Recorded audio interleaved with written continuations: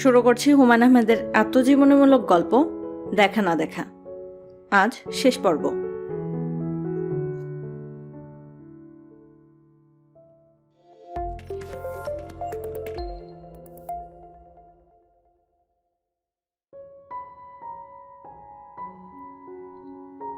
কোথায় যাচ্ছি? সুইজারল্যান্ড। কেন যাচ্ছি? খেলতে। কি খেলা? নাটক খেলা। পাঠকরা নিশ্চয়ই ধাঁধায় পড়ে গেছেন। ধাঁধা ভেঙে দিচ্ছি। আমি নাটকের এক দল নিয়ে যাচ্ছি সুইজারল্যান্ড। এই উর্বর বুদ্ধি আমার মাথা থেকে আসেনি। এত বুদ্ধি আমার নেই। আমি স্বল্প বুদ্ধির কারণেই হয়তো মনে করি না টিভি নাটক করার জন্য দেশের বাইরে যেতে হবে। বাংলাদেশে সুন্দর জায়গার অভাব পড়েনি।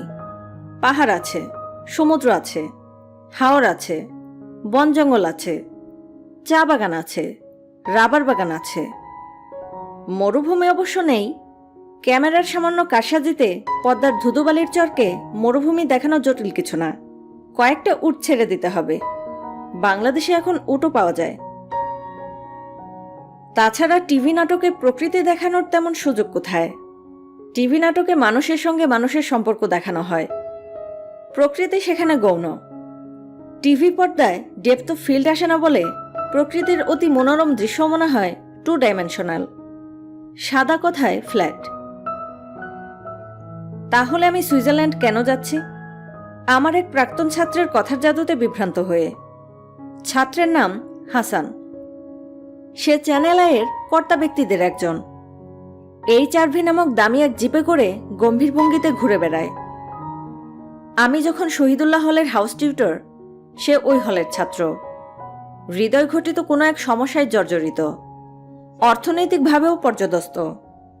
এমন সময়ে সে আসে আমার সঙ্গে দেখা করতে।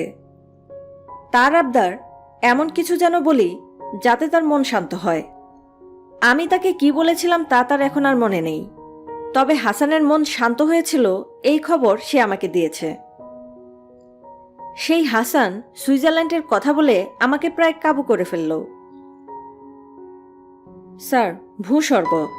আপনি ভূস্বর্গ দেখবেন না? হ্রদ দেখবেন এবং কলা বেচবেন। নাটকও হলো, ভূস্বর্গ দেখা হলো। বিদেশে নাটক করার নতুন হুজুগ ইদানিং শুরু হয়েছে। একজন নায়ক এবং একজন নায়িকা যান। তারা সুন্দর সুন্দর জায়গায় যান, প্রেম করেন, গান করেন। স্থানীয় কিছু ছেলে মেয়ে আনা হয়। তারা যেহেতু কখনো ক্যামেরার সামনে আসেনি, তারা রোবটের মতো আসে। চোখ কান বন্ধ করে দু একটা সংলাপ কোনো মতে বলে। এ ধরনের নাটক করা তো আমার পক্ষে সম্ভব না। নায়ক নায়িকা নির্ভর নাটক আমি লিখতে পারি না। হাসানকে এই কথা বলতেই সে বলল, আপনার যে কয়জনকে নিতে হয় নেবেন, কোনো সমস্যা নেই। 10 জন নিলে 10 জন, 15 জন নিলে 15 জন। আমি আশ্চর্যই হলাম। হাসান বলল, বিশাল 2টা বাড়ি আমি আপনাদের জন্য 1 মাসের জন্য ভাড়া করেছি। বাড়িতে থাকবেন, নিজের মতো রান্না করে খাবেন। একজন বাবুর্চিকেও অ্যাপয়েন্টমেন্ট দেওয়া হয়েছে। হাসানের কর্মকাণ্ডে আমি মুগ্ধ। তারপরেও মন টানছে না।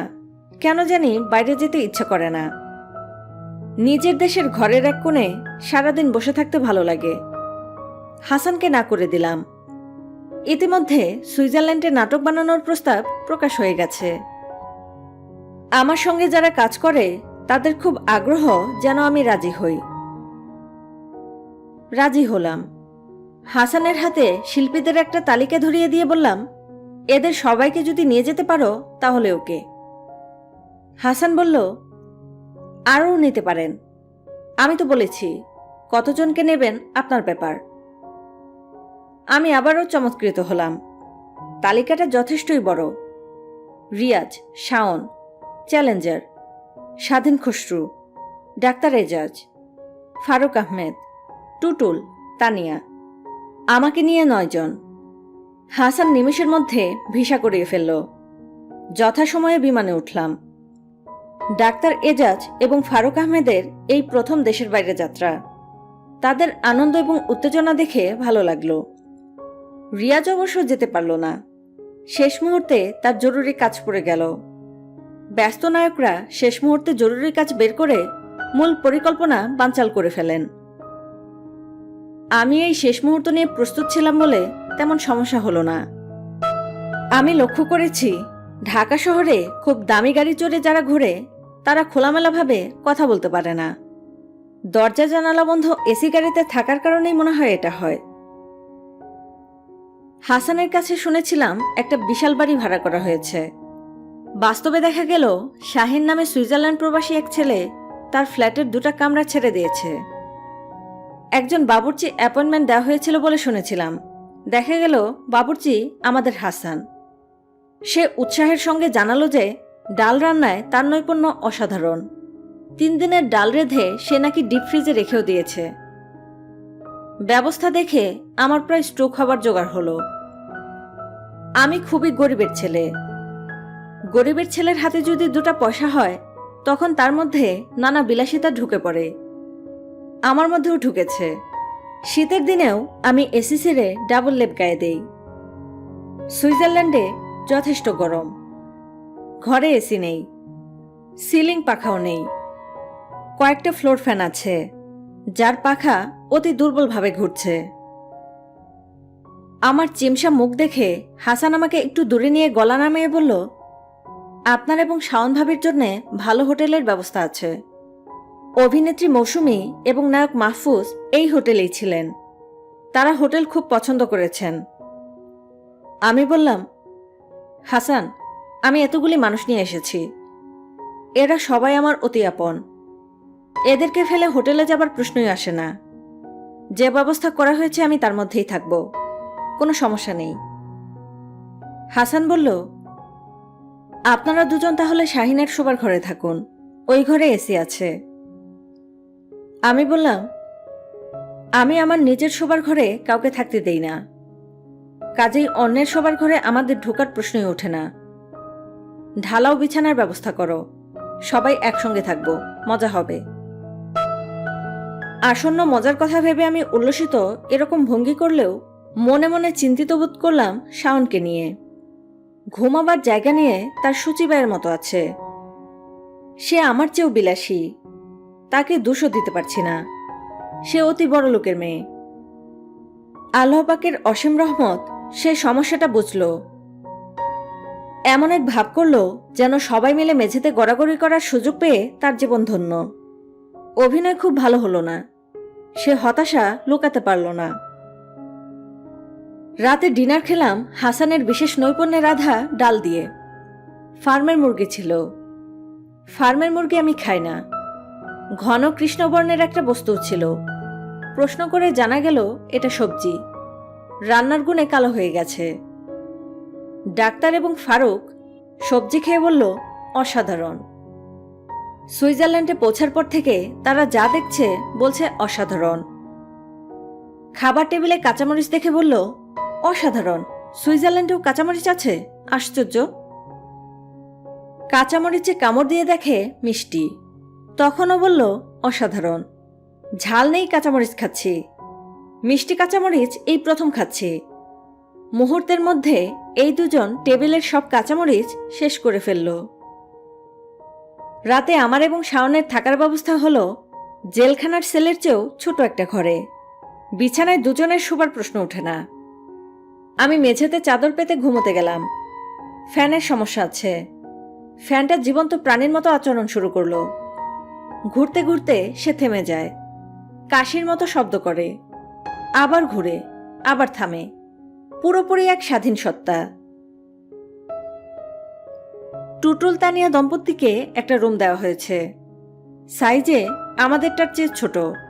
তার উপর নেই ফ্যান। বাকি সবার গণবিছানা। সেই ঘরেও ফ্যান নেই। সবাই গরমে অতিষ্ঠ। বাড়ির মালিক আমাদের জানালেন, সুইজারল্যান্ড অতি ঠান্ডার দেশ বলে ফ্যানের প্রচলন নেই। এসির তো প্রশ্নই ওঠে না। সামারের 1-2 মাস গরম পড়ে। এই গরম সবাই এনজয় করে। গরমটাই তাদের কাছে মজা লাগে। আমাদের কারোই মজা লাগলো না। শুধু ডাক্তার এজাজ এবং ফারুক বলল, অতি আরামদায়ক আবহাওয়া। ঘুমোতে যাবার আগে আগে আমি আমার দলের সবাইকে ডেকে একটা গোপন মিটিং করলাম। আমি বললাম, বুঝতে পারছি এখানে থাকা খাওয়ার ব্যাপারটা কারো পছন্দ হচ্ছে না। আমাদের বাস্তবতা মানতে হবে। একটা টিভি চ্যানেল এতগুলো মানুষকে এত দূরের দেশে নিয়ে এসেছে। ইউরোপে হোটেল ভাড়া আকাশ ছোঁয়া। তাদের পক্ষে কোনো রকমই সম্ভব না সবাইকে হোটেলে রাখা। তোমরা দয়া করে নায়ক নায়িকাদের মতো নখরা করবে না। তোমরা চরিত্র অভিনেতা। চরিত্র অভিনেতারা অভিনয় করে, নখরা করে না। তার চেয়ে বড় কথা, হাসান আমার ছাত্র, তাকে আমি পছন্দ করি। সে যেন তোমাদের কথায় বা আচরণে কষ্ট না পায়। তার আগ্রহের কারণেই তোমরা ভূস্বর্গ হিসেবে পরিচিত একটা দেশ দেখবে। এর মূল্যও কম না। সারাদিন আমরা কাজ করব, রাতে ক্লান্ত হয়ে শুয়ে পড়ব, এক ঘুমে রাত কাবার। সামান্য কয়েক ঘন্টার জন্য কি 5 স্টার হোটেল লাগবে?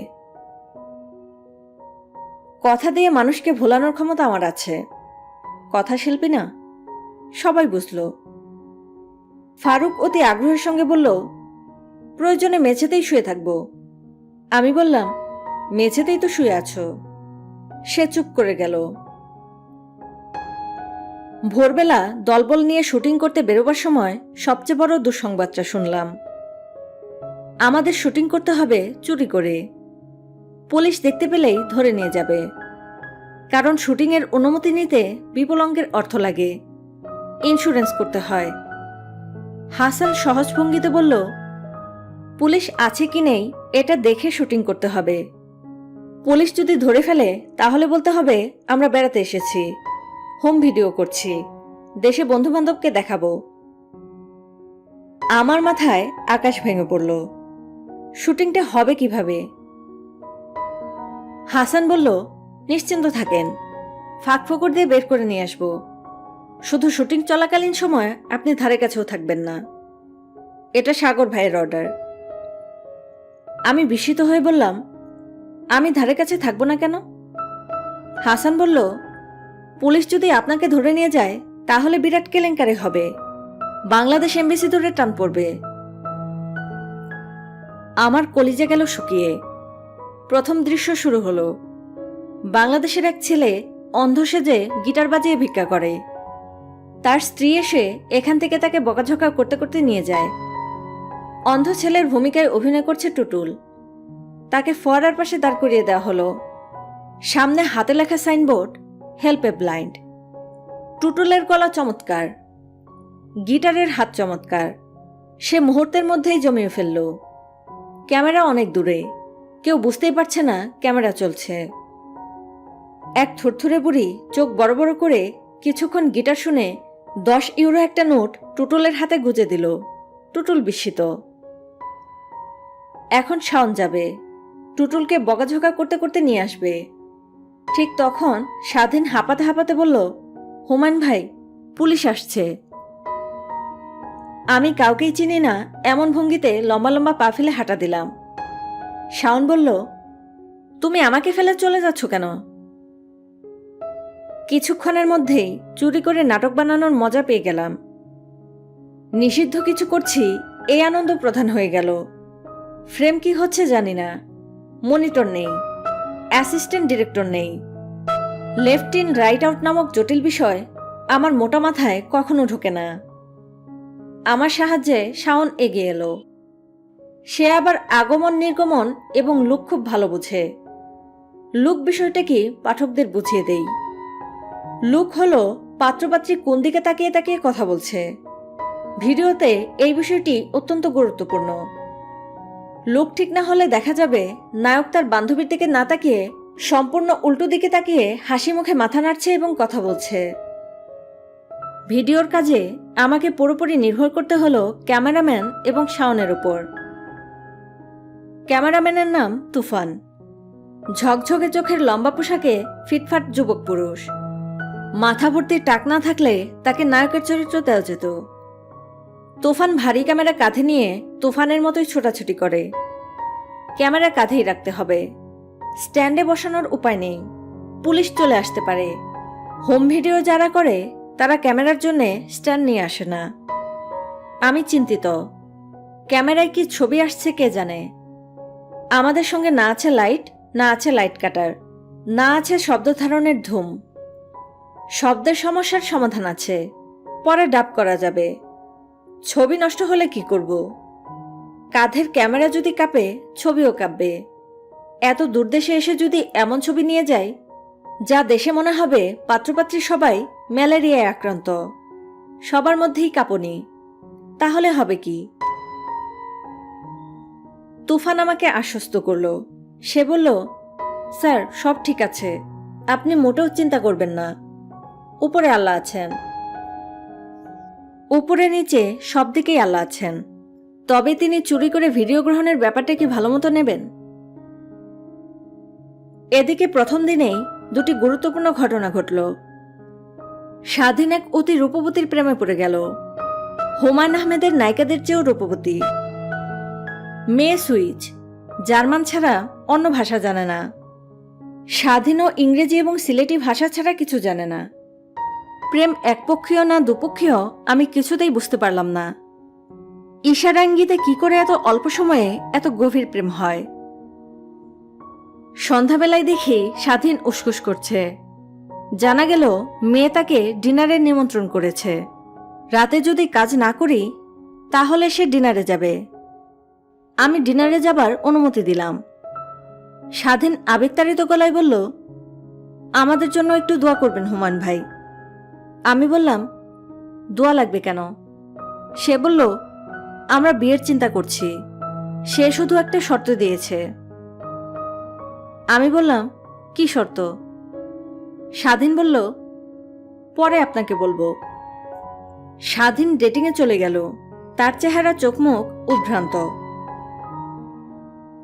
দ্বিতীয় সমস্যা এজাজ এবং ফারুককে নিয়ে। তারা ডলার যা এনেছে প্রথম দিনেই সব শেষ। দুজন এখন কপর্দকশূন্য, দুজনই মুখ শুকনা করে বসে আছে। আমি বললাম, কেনাকাটা কি করেছ যে প্রথম দিনেই সব শেষ? তারা বলল, সাবান কিনেছি। আমি বললাম, সাবান কিনেছ মানে কি? দুইজনই সুটকেস বের করলো। সুটকেস ভর্তি শুধু সাবান, নানান রঙের, নানান ঢঙের। আমি বললাম, এত সাবান কেন কিনেছ? ফারুক বলল, দেখে এত সুন্দর লাগলো, তাছাড়া দেশে এই জিনিস পাওয়া যায় না। হাসান দুইজনকেই $300 করে দিল। এরা পরের দিন সেই ডলার দিয়েও সাবান কিনে ফেলল। ডাক্তার এজাজ সাবানের বস্তা নিয়ে দেশে ফিরতে পারেনি। এয়ারলাইন তাদের সাবান ভর্তি 2টা সুটকেসই হারিয়ে ফেলে। ফারুক সাবান নিয়ে দেশে ফিরতে পেরেছে। শুনেছি এইসব সাবানের একটাও সে নিজে ব্যবহার করেনি, কাউকে ব্যবহার করতেও দেয়নি, সবই সাজিয়ে রাখা। তার জীবনের বর্তমান স্বপ্ন আবার বিদেশে গিয়ে সাবান কিনে নিয়ে আসা। শুটিং পুরোদমে চলছে। সুইজারল্যান্ডের সুন্দর সুন্দর জায়গা ব্যবহার করা হচ্ছে। রাইন নদী, রাইন্সফল, নেপোলিয়নের বাড়ি, কিছুই বাদ যাচ্ছে না। খুব উৎসাহ নিয়ে রাইন নদী দেখে ধাক্কার মতো খেলাম। আমরা পদ্মা মেঘনার দেশের মানুষ, আমাদেরকে কি বড় সাইজের খাল দিয়ে ভুলানো যায়? তার সবই ঝকঝকে, মনে হয় পুরো সুইজারল্যান্ডকে ধুয়ে মুছে পরিষ্কার করে রাখা হয় শুধু ছবি তোলার জন্য। গাছের প্রতিটি পাতা সবুজ, একটা শুকনা পাতা বা মরা ডাল নেই। গাছের নিচেও শুকনা পাতা পড়ে থাকা দরকার, সেই সব কোথায় গেল? পাতা কুড়ানের দল তো চোখে পড়ল না। নাটকে পিকনিকের একটি দৃশ্য আছে, বেশ বড় দৃশ্য। এই দৃশ্যে পুরো একটা গান আছে, নাটকীয় অনেক ব্যাপার স্যাপার আছে। পিকনিকের দৃশ্য করার জন্য রাইন নদীর পাশে ছোট্ট পার্কের মতো একটা জায়গা শাহিন এবং হাসান খুঁজে বের করল। ছবির দেশে সবকিছুই ছবির মতো, পার্কটাও সেরকম। নাগরিক সুযোগ সুবিধা আছে, অর্থাৎ বাথরুম আছে, বারবিকিউর ব্যবস্থা আছে। একপাশেই আপেলের বাগান, গাছ ভর্তি আপেল, অন্য পাশে নাশপাতি বাগান, ফলের ভারে প্রতিটি বৃক্ষ নত। আমরা মহানন্দে বারবিকিউর ব্যবস্থায় লেগে গেলাম। মেয়েরা মনের আনন্দে ছোটাছুটি করতে লাগলো। তাদের মুগ্ধ করল রাইন নদীতে সাঁতার কাটতে ব্যস্ত একদল রাজহাঁস, সাইজে দেশি রাজহাঁসের প্রায় দ্বিগুণ, গলা অনেক লম্বা। শুনেছি এরা প্রকৃতিতে ভয়ঙ্কর।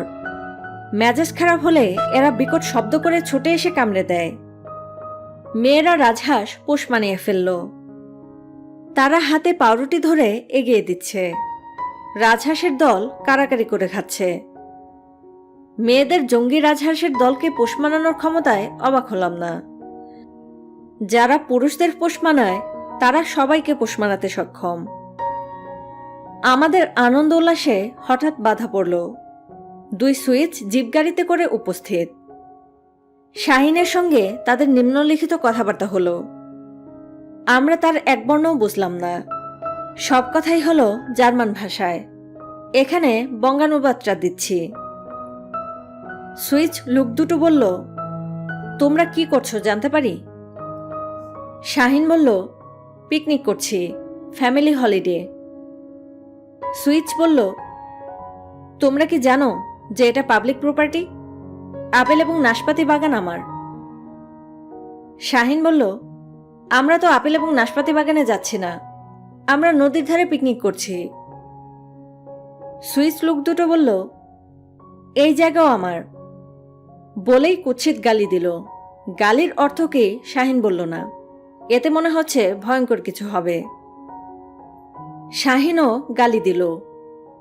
সে জার্মান গালির সঙ্গে বাংলা গালি মিশিয়ে দিল। বাংলা ভাষার সবচেয়ে ভদ্র গালিটা ছিল, খানকির পোলা অবজা। সুইচ লোক দুটো বলল, আমি তোমাদের পুলিশে ধরিয়ে দেব। শাহিন বলল, যা তোর বাপদের খবর দিয়ে আয়। সুইচ দুজন হুশ করে গাড়ি নিয়ে বের হয়ে গেল। আমি সব শুনে বললাম, অন্যের জায়গায় আমরা কেন পিকনিক করব? চলো আরেকটা জায়গা খুঁজে বের করি। শাহিন বলল, স্যার, সুইস সরকারের আইন বলে নদীর পাড় ঘেঁষে সমস্ত সুন্দর জায়গায় সবার অধিকার। এটা যদি ওর জায়গাও হয় তারপরেও আমাদের অধিকার আছে এখানে পিকনিক করার। আমি বললাম, বেটা তো মনে হয় পুলিশে খবর দিতে গেল। শাহিন বলল, পুলিশে খবর দেবে না, কারণ আইন আমাদের পক্ষে। পুলিশে খবর দিলে নিজেই বিপদে পড়বে, তবে সে বন্দুক নিয়ে ফিরে আসতে পারে। আমি বললাম, বলো কি? শাহিন বলল, বন্দুক দিয়ে গুলি করবে না, ফাঁকা আওয়াজ করে ভয় দেখাবে। আমি বললাম, তখন আমরা কি করব? শাহিন বলল, ফাইট দেব, মেরে তক্তা বানিয়ে ফেলব, এখনো বাঙালি চেনে না। শাহিন আবারও খানকি বিষয়ক গালিতে ফিরে গেল। আমি স্তম্ভিত। একই বিপদে পড়লাম। আমি একা স্থান ত্যাগের পক্ষে, বাকি সবাই বিনা যুদ্ধে নাহি দেব সুচাগ্র মেদিনী টাইপ। মেয়েরা বিশেষ করে রণরঙ্গিনী। বাঙালি রমণী কি বিষয় তারা তা সুইসদের শিখিয়ে দিতে আগ্রহী।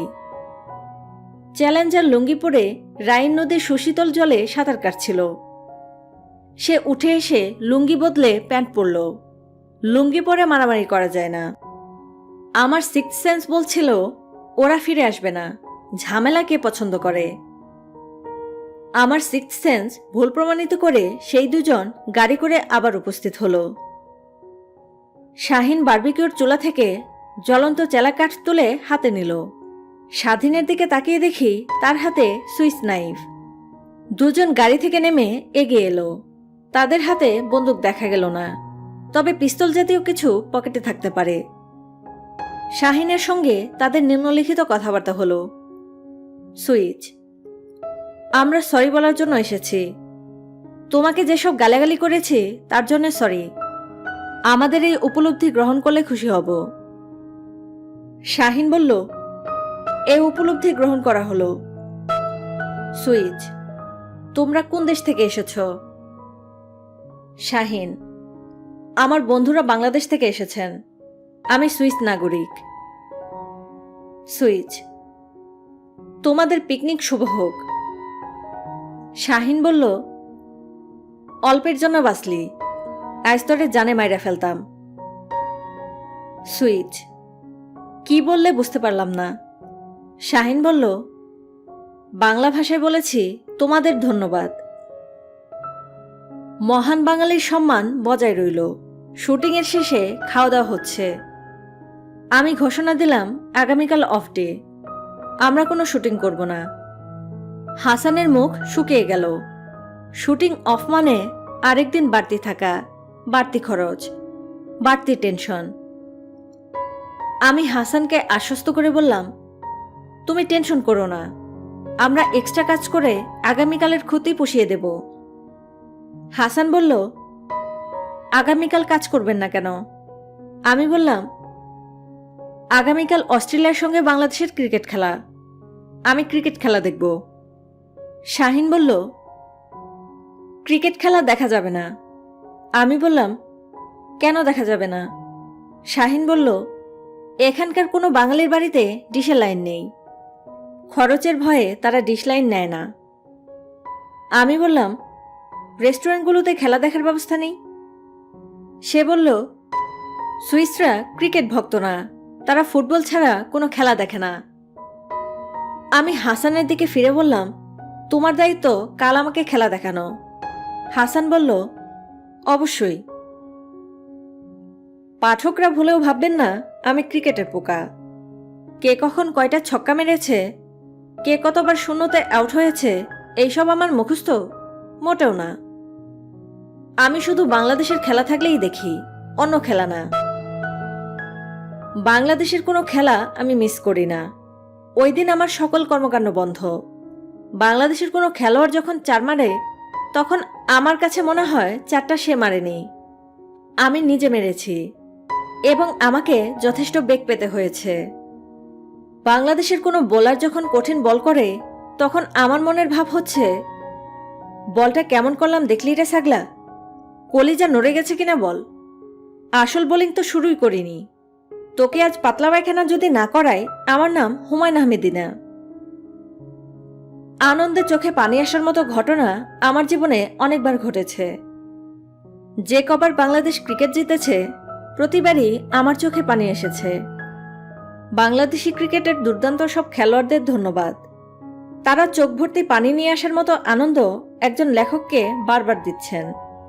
পরম করুণাময় এইসব সাহসী তরুণদের জীবন মঙ্গলময় করুক, এই আমার শুভকামনা। আমরা যেখানে আছি রুকতেনস্টাইন, সেখানে ক্রিকেট খেলা দেখার কোনো ব্যবস্থা হাসান করতে পারল না। তাকে পরাজিত ও বিধ্বস্ত মনে হচ্ছিল। সে বাসে করে আমাদের নিয়ে রওনা হলো সুইজারল্যান্ডের রাজধানী জুরিখে। জুরিখে অনেক বাঙালি, তাদের কারো বাসায় স্টার স্পোর্টস কিংবা ESPN তো থাকবেই। কাউকে পাওয়া গেল না।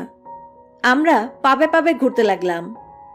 সাধারণত পাবগুলোতে খেলা দেখানো হয়, কোথাও পাওয়া গেল না। এই সময় খবর এলো জুরিখের এক প্রান্তে অস্ট্রেলিয়ানদের একটা পাব আছে। অস্ট্রেলিয়া বাংলাদেশের খেলা সেই পাবে নিশ্চয়ই দেখানো হবে। সেই পাবে রাগবি দেখাচ্ছে। আমরা ক্রিকেট দেখতে চাই শুনে পাবের অস্ট্রেলিয়ান মালিক বিস্মিত হয়ে তাকালো।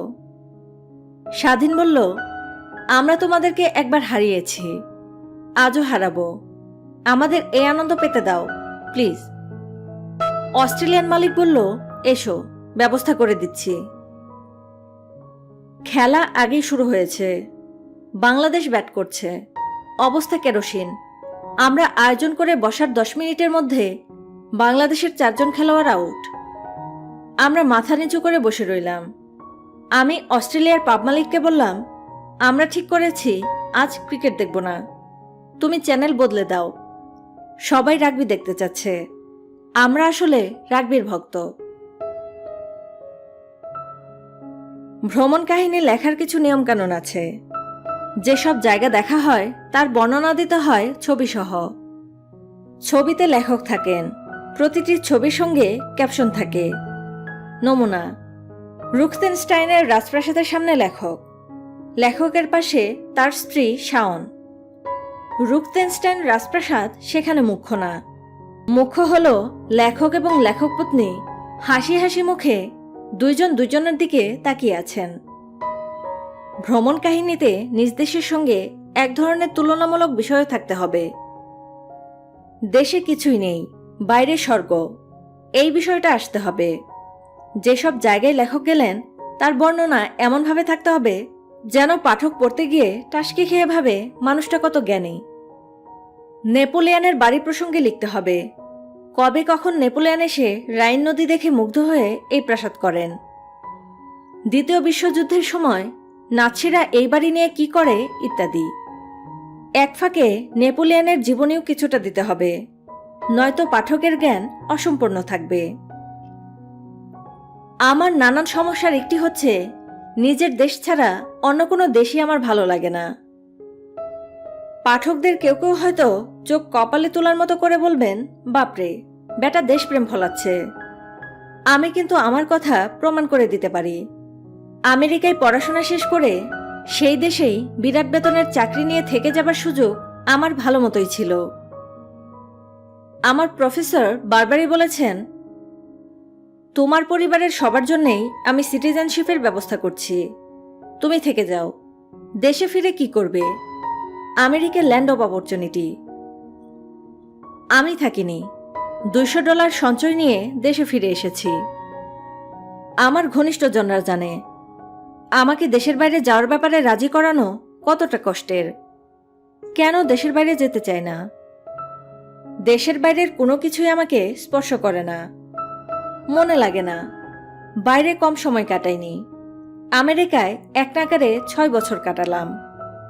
কত বৈচিত্র্যের সুন্দর দেশ, কিন্তু আমার একদিনের জন্য মনে হয়নি এই দেশ আমার হতদরিদ্র দেশের চেয়েও সুন্দর। পৃথিবীর কোন দেশে পাবো আমি আমার দেশের উথাল পাথাল জ্যোৎস্না? কোথায় পাবো আষাঢ়ের আকাশ ভাঙা বৃষ্টি?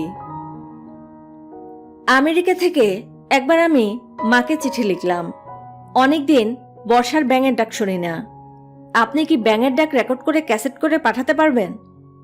চিঠি পৌঁছানোর পর আমার সর্বকনিষ্ঠ ভ্রাতা আহসান হাবিব ক্যাসেট প্লেয়ার নিয়ে ডোবা এবং খদ্দে ঘুরে বেড়াতে লাগলো। যথাসময়ে আমার কাছে ব্যাঙের ডাকের ক্যাসেট চলে এলো। এক রাতে দেশের ছেলে মেয়েদের বাসায় দাওয়াত করেছি, সবাই খেতে বসেছে। আমি ব্যাকগ্রাউন্ড মিউজিক হিসেবে ব্যাঙের ডাকের ক্যাসেট ছেড়ে দিলাম। ভেবেছিলাম সবাই হাসাহাসি করবে। অবাক হয়ে দেখি বেশিরভাগ ছেলে মেয়ের চোখে অশ্রু চকচক করতে লাগলো। থাক এই প্রসঙ্গ, ভূস্বর্গ সুইজারল্যান্ড সম্পর্কে বলি। এই দেশ ইউরোপের যে কোনো পাহাড়ি দেশের মতোই, আলাদা সৌন্দর্যের কিছু নেই। আমি আমার হাতের বল পয়েন্টের দোহাই দিয়ে বলছি, আমার দেশের রাঙামাটির সৌন্দর্য সুইজারল্যান্ডের সৌন্দর্যের চেয়ে কোনো অংশেই কম না। তফাৎ একটাই, আমরা গরিব, ওরা ধনী। পরম করুণাময় ধনী দরিদ্র বিবেচনা করে তার প্রকৃতি সাজান না, তিনি সাজান নিজের ইচ্ছায়। সুইজারল্যান্ডের মানুষগুলি ভালো, বেশ ভালো, হাসি খুশি, বিদেশিদের দিকে অবহেলার চোখে তাকায় না, আগ্রহ নিয়ে তাকায়, আগ্রহ নিয়ে গল্প করতে আসে। শাওনকে বেশ কিছু বিদেশিনী জিজ্ঞেস করলেন, তুমি চামড়া টান করার জন্য যে লোশন ব্যবহার করো তার নাম জানতে পারি? শাওন বলল, আমাদের চামড়া জন্ম থেকে এরকম, কোনো লোশন দিয়ে টান করানো হয়নি। তারা দীর্ঘ নিঃশ্বাস ফেলে বলেছে, তোমরা কত না ভাগ্যবতী। স্থানীয় অধিবাসীদের মানসিকতা কেমন তার উদাহরণ হিসেবে একটা ছোট্ট গল্প বলছি। আমাদের নাটকে আছে ডাক্তার এজাজ এবং ফারুক গ্রামের কামলা শ্রেণীর মানুষ। প্রথমবার সুইজারল্যান্ডের মতো একটা দেশে আসার সুযোগ হয়েছে। তারা স্যুট পরে মহানন্দে সুইজারল্যান্ডের পথে পথে ঘুরছে, যাকেই পাচ্ছে তাকেই বলছে হ্যালো।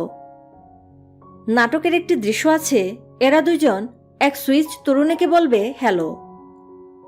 তরুণী তাদের দিকে তাকাবে, জবাব না দিয়ে চলে যাবে। ডাক্তার এজাজ ফারুককে বলবে, এই মাইয়া ইংরেজি জানে না। সুইজারল্যান্ডের তরুণের ভূমিকায় অভিনয় করার জন্য এক পথচারী তরুণীকে প্রস্তাব করতেই সে রাজি হয়ে গেল, অভিনয় করল। অভিনয় শেষে সে ডাক্তার এজাজকে বলল, তুমি হ্যালো বলেছ, আমি জবাব না দিয়ে চলে গেছি। আমি কিন্তু এরকম মেয়ে না, আমাকে এরকম করতে বলা হয়েছে বলে আমি করেছি, তারপরেও আমি তোমার কাছে ক্ষমা চাচ্ছি। আধুনিক পদার্থবিদ্যার ইতিহাসে সুইজারল্যান্ডের বার্ন শহরের বিরাট গুরুত্ব।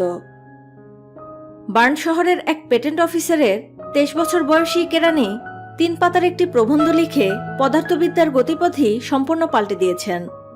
পেটেন্ট অফিসারের সেই কেরানির নাম আলবার্ট আইনস্টাইন। বার্ন শহরে তার একটি মিউজিয়াম আছে। আমার খুব ইচ্ছে হলো এই মিউজিয়ামটা দেখে যাই। মিউজিয়াম দেখার বিষয়ে আমার আগ্রহ নেই। আমি কোথাও বেড়াতে গেলে মিউজিয়াম দেখি না, সমুদ্র, জঙ্গল, পাহাড় পর্বত দেখি। শাহিনকে বলতেই সে বলল, কোনো ব্যাপারই না, নিয়ে যাব। একদিন শাওনকে নিয়ে তার সঙ্গে বের হলাম। আমাদের এক ক্যাসিনোতে ঢুকিয়ে দিয়ে বলল, হুমায়ুন ভাই, এই ক্যাসিনো ছোটখাটো, এখানে জুয়া খেলে আপনার ভালো লাগবে। আমি বললাম, আইনস্টাইন সাহেবের খবর কি?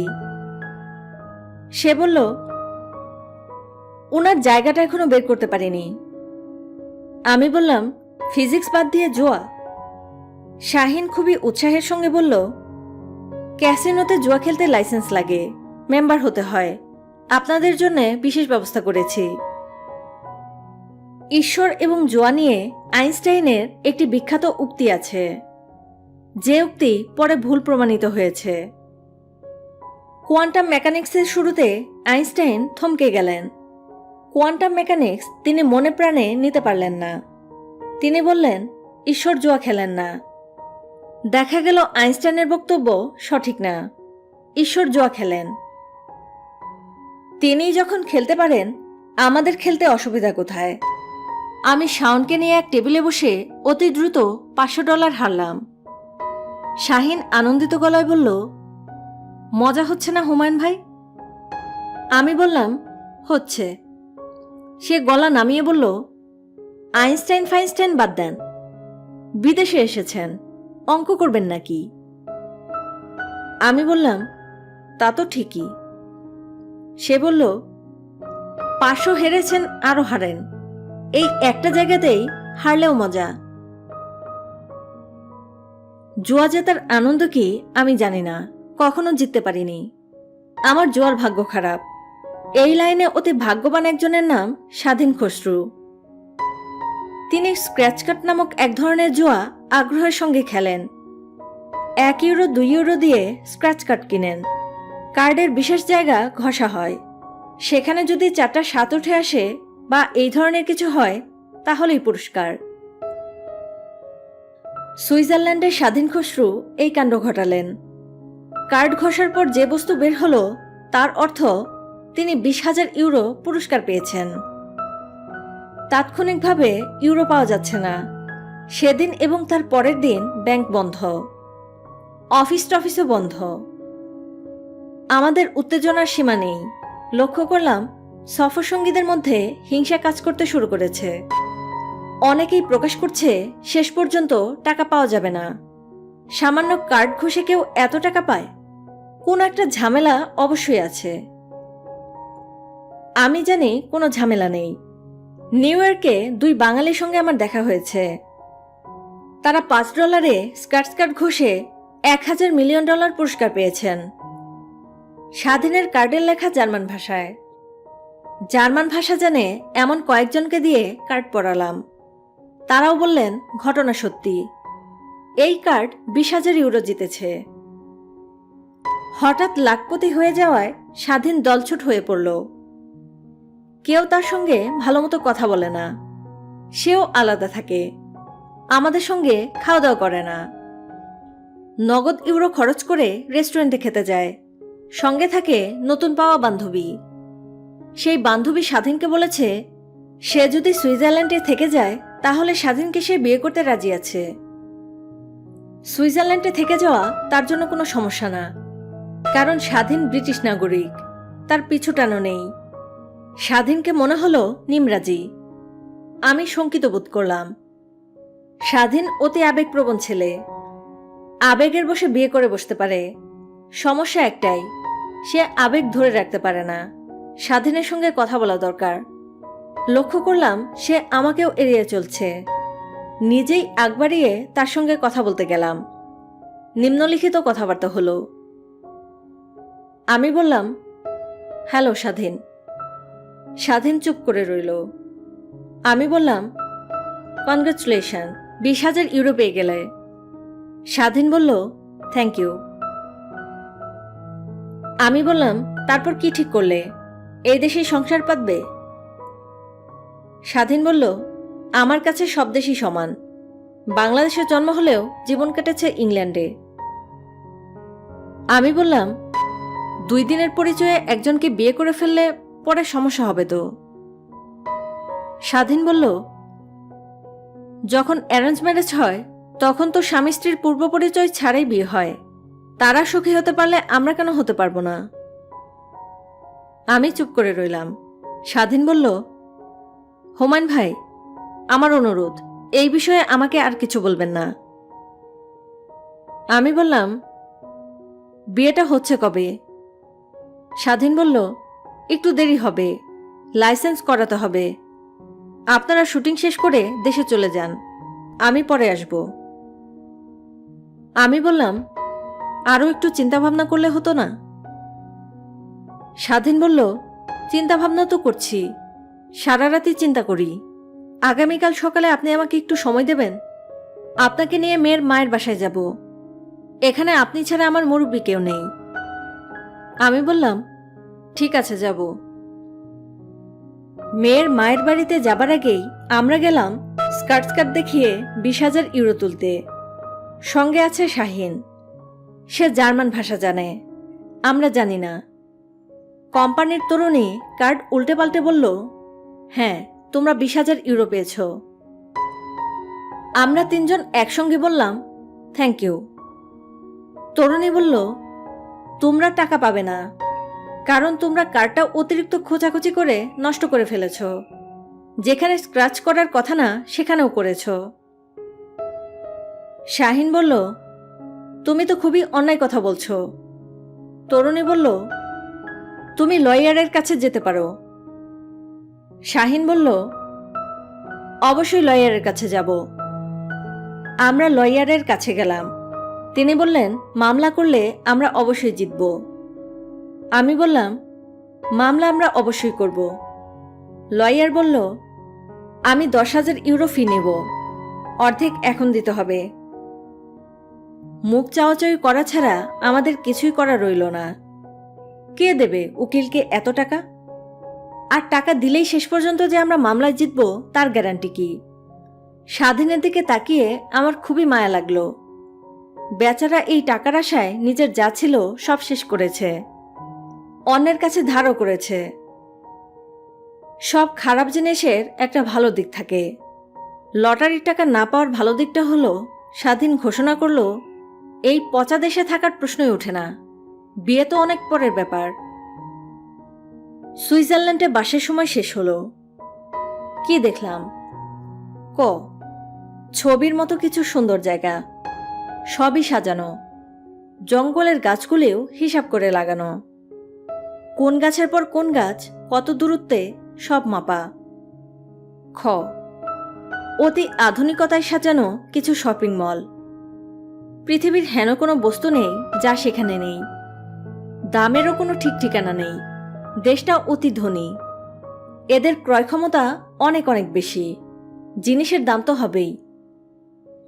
রূপার কৌটায় 1 কৌটা টুথপিক বিক্রি হচ্ছে বাংলাদেশি টাকায় 25,000 টাকায়। যেখানে দেশলাইয়ের কাঠি দিয়ে দাঁত খোঁচানোর কাজ সারা যায়, সেখানে কেন 25,000 টাকা খরচ করা হবে? দেখলাম কিছু সুখী মানুষ, অর্থনীতির কঠিন চাপ থেকে সম্পূর্ণ মুক্ত মানুষ, যাদের পেছনে আছে ক্ষমতাধর এক রাষ্ট্র।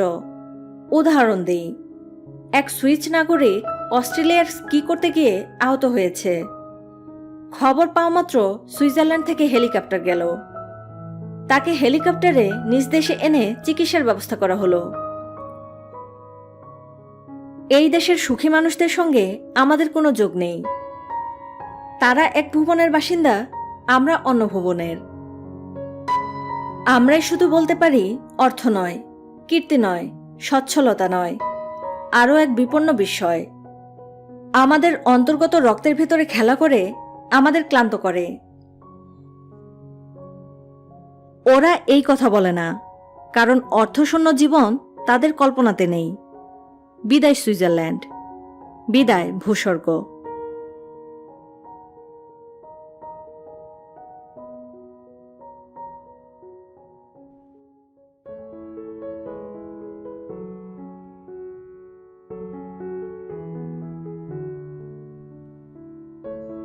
হুমায়ুন আহমেদ লিখিত দেখা না দেখা বইটির এখানেই সমাপ্তি।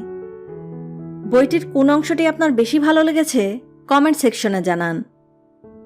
ধন্যবাদ।